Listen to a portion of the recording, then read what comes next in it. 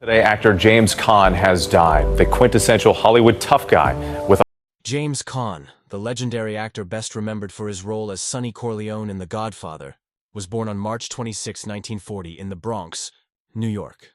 His parents were Jewish immigrants who had escaped Germany before World War II, searching for safety and a better life. His father worked as a butcher, struggling to provide for the family in a neighborhood where survival was not easy. Growing up during the last years of the Great Depression, James, nicknamed Jimmy, faced a rough childhood. Life in the Bronx was noisy, crowded, and often violent. Street fights were common, and young boys had to learn how to protect themselves early. Jimmy was not the biggest kid, but he was full of energy and had a fiery spirit. By the age of 10, he was already boxing and trying dangerous rodeo tricks. Later, he trained in karate and earned a black belt at just 16, which gave him confidence and respect in a community filled with gangs. These tough beginnings helped shape the strong and fearless screen presence he later became famous for in Hollywood. As a teenager, James wanted more than the struggling life of his parents. He earned a football scholarship to Michigan State University in 1956, but things did not work out. He was smaller than many of his teammates, often injured and homesick. After failing several classes, he dropped out after just one semester and returned to New York. He later attended Hofstra University, where he met Francis Ford Coppola, the director who would one day change his career.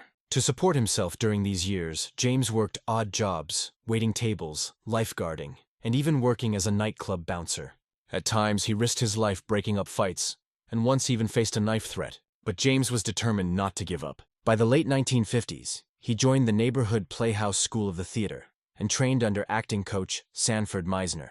This decision set him on a path that eventually turned his rough Bronx background into a Hollywood career. Though it was never an easy climb, James Caan began acting in small theater roles and gradually landed television appearances. His early film work was not glamorous. He played small characters, sometimes with just a few lines. His breakthrough came in the mid-1960s with Lady in a Cage and The Glory Guys, where his intensity caught the attention of audiences. By the late 1960s, he was working more steadily, and his performance in The Rain People, directed by his friend Coppola, proved he could handle emotionally complex roles.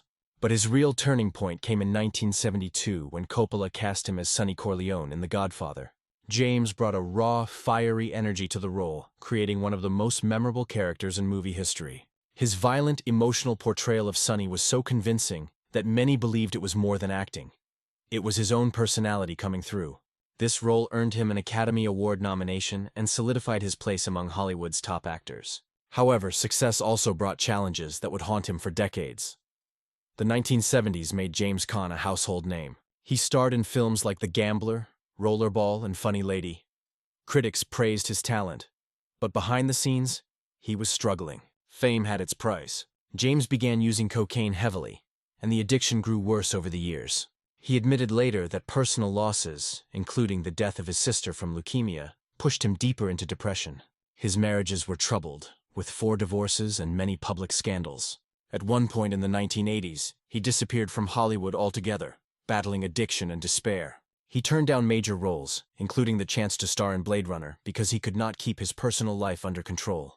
Despite these struggles, he made comebacks with films like Misery in 1990 and Honeymoon in Vegas in 1992. Showing that even after years of trouble, his talent never faded. But the damage from drugs, broken relationships, and financial mistakes never truly went away. James Caan's career spanned 6 decades, and he appeared in more than 100 films. Beyond The Godfather, he was loved for his role in Brian's Song, where he played football player Brian Piccolo in an emotional TV movie that brought viewers to tears. Later, in the 2000s, he surprised audiences by appearing in the family comedy Elf, where he played the grumpy father of Will Ferrell's character. This role introduced him to a new generation and became one of the most popular Christmas films ever made. He also starred in the TV show Las Vegas, earning praise for playing a casino boss with a mysterious past. Despite his tough guy image, James had a surprising sense of humor and often joked on set. His mix of charm and toughness made him unforgettable. Yet, even with all these successes, financial troubles, failed marriages, and bad investments slowly drained his wealth. What people saw on screen did not always match the reality of his life behind closed doors. For all his fame, James Caan's finances were far from stable. Years of expensive divorces, drug use, lawsuits, and failed business ventures took a heavy toll. Reports suggest that he lost millions through gambling and poor financial management. One of the most damaging issues came in 2015 when an IRA rollover involving a hedge fund created tax problems with the IRS. The mistake led to years of disputes, penalties, and back taxes. By the time of his death in July 2022, court records showed his estate was worth only $35,000. This shocked the public, as fans assumed the star of The Godfather, Elf, and many other hits would have left behind a fortune.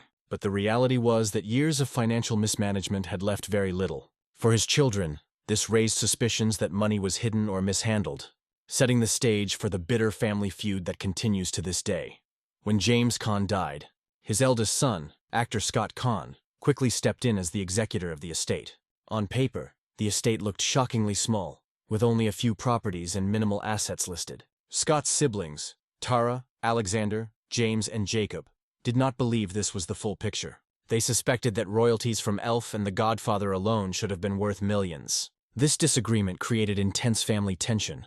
Reports surfaced of heated arguments during family meetings, with siblings accusing Scott of trying to take control and cut them out. The fights grew so bad that mediation in 2024 failed, and lawyers became heavily involved.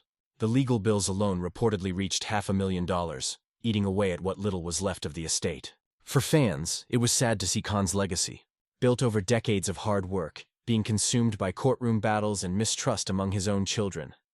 As of 2025, James Caan's family feud remains unresolved. Scott Caan continues to manage the estate and has suggested selling memorabilia and properties that could raise millions, but his siblings strongly oppose it. They claim James wanted a foundation to protect his legacy, especially his role in The Godfather.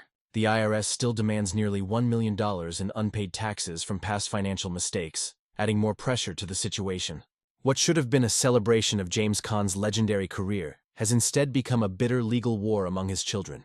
This ongoing dispute highlights the darker side of Hollywood's success, how fame, money, and broken families can leave behind more conflict than comfort.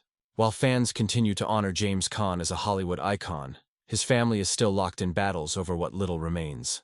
It is a reminder that behind the glamour of the movies, real life can be far more complicated and painful. One part of James Caan's life that drew almost as much attention as his movies was his complicated love life. Over the years, he married 4 different women, and each marriage ended in divorce. His first marriage was to DJ Mathis in 1961, and they had 1 daughter, Tara. But the relationship lasted only 5 years before they separated. In 1976, he married Sheila Ryan, an actress and former girlfriend of Elvis Presley, but that marriage lasted barely a year. Later he married Ingrid Hajek in 1990, and they had a son, Alexander. That marriage collapsed by 1994. His final marriage was to Linda Stokes, with whom he had 2 sons, James and Jacob.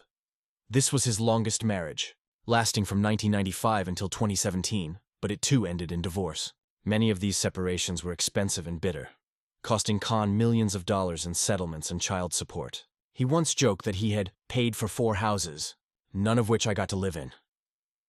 While he loved his children deeply, the repeated divorces and legal costs drained his finances and added more stress to his already chaotic life.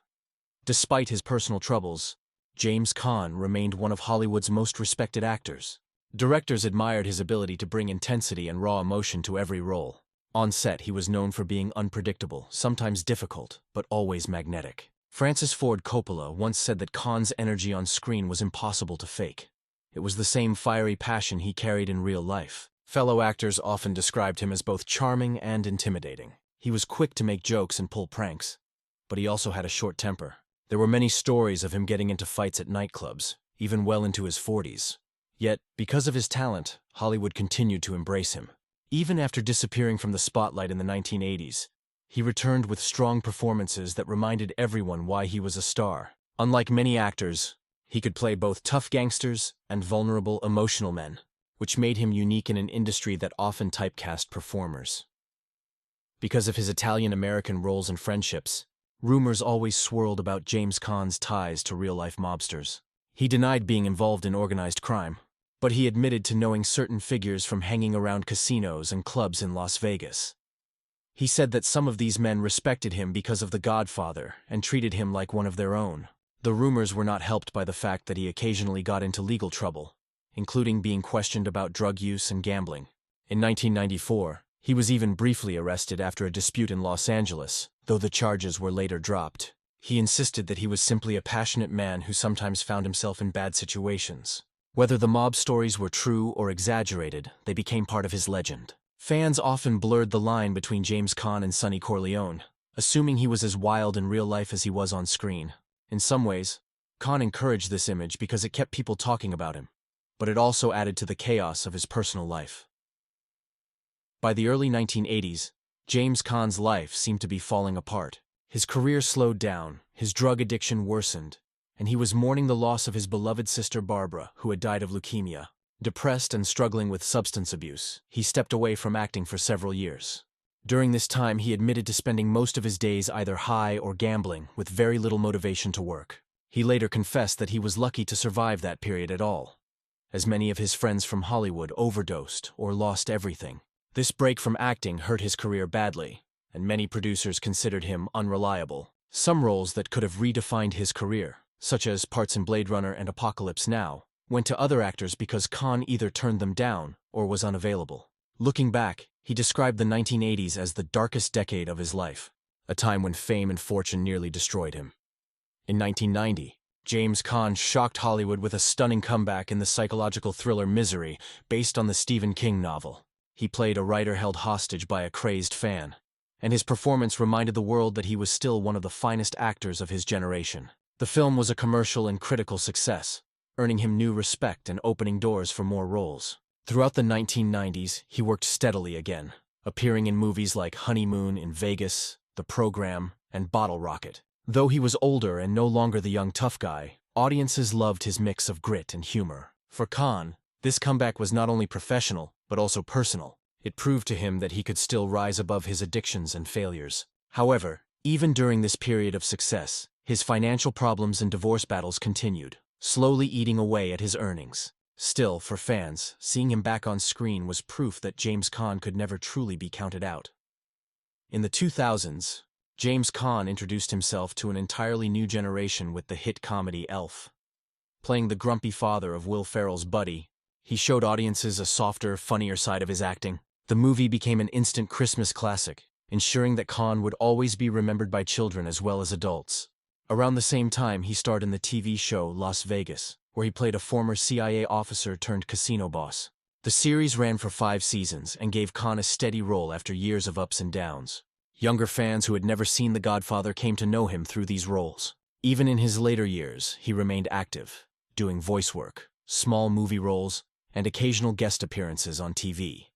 He never fully retired, saying that acting was in his blood. However, his health began to decline in the 2010s, and he often looked frail in public appearances. Even so, his wit and humor never left him, and he continued to joke with interviewers about his wild life. Remembering his legacy today, James Caan is remembered not just for the family feud or the shocking $35,000 estate, but for his unforgettable presence in film. His role as Sonny Corleone remains one of the most iconic in movie history, influencing how gangsters have been portrayed on screen for decades.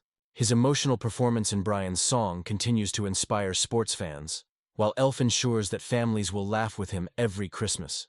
More than anything, James Caan represents the complicated reality of Hollywood stardom. He reached incredible heights, starred in classic films, and worked with some of the greatest directors of all time. Yet behind the glamour, he battled addictions, failed marriages, financial mistakes, and family conflict. His life shows both the power and the pain of fame. As his children continue their fight over his estate, fans prefer to remember the man who gave everything to his craft, even if it left him with little in the end.